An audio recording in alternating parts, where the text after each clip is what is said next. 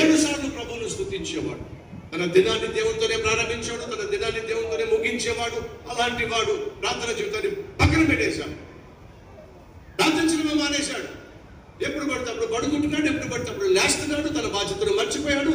తన దేశం ప్రమాదంలో ఉందని తెలిసినప్పటికీ కూడా యుద్ధానికి వెళ్లకుండా తనేమో మిద్ది మీద చక్కర్లు కొడుతూ ఉన్నాడు. ఆ తర్వాత ఏం జరిగింది మీకు అంతా తెలుసు. చేసిన పాపాన్ని ఒప్పుకుంటే బాగుండేది. ఏం జరిగిందో ఏమో, ఒప్పుకోవడానికి కూడా మనసు లేదు.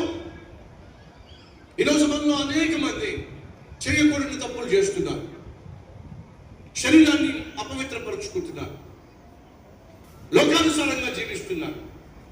నోటి నిండా అబద్ధాలు, కళ్ళ నిండా కామం, తలంపులు తప్పిపోయి ఉన్నారు. శరీరం మలినమైపోతుంది.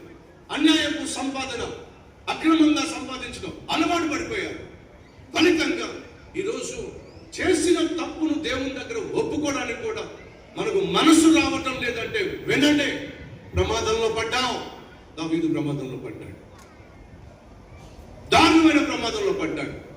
ఏమిటా ప్రమాదం అంటే, తాను చేసిన వ్యభిచారాన్ని గురించి బాధపడడం కానీ, చింతించడం కానీ, పశ్చాత్తాపడడం కానీ, ప్రభు దగ్గరికి వెళ్ళి చెప్పుకోవడం కానీ, కనీసం ఆ మనసు కూడా లేనటువంటి స్థితికి చేరిపోయాడు.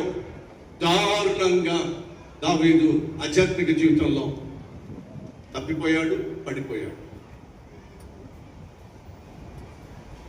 హాలిడేస్ వచ్చినప్పుడు మనవడు మనవరాలు తాతయ్య దగ్గరికి, నాన్నమ్మ దగ్గరికి వెళ్తారు.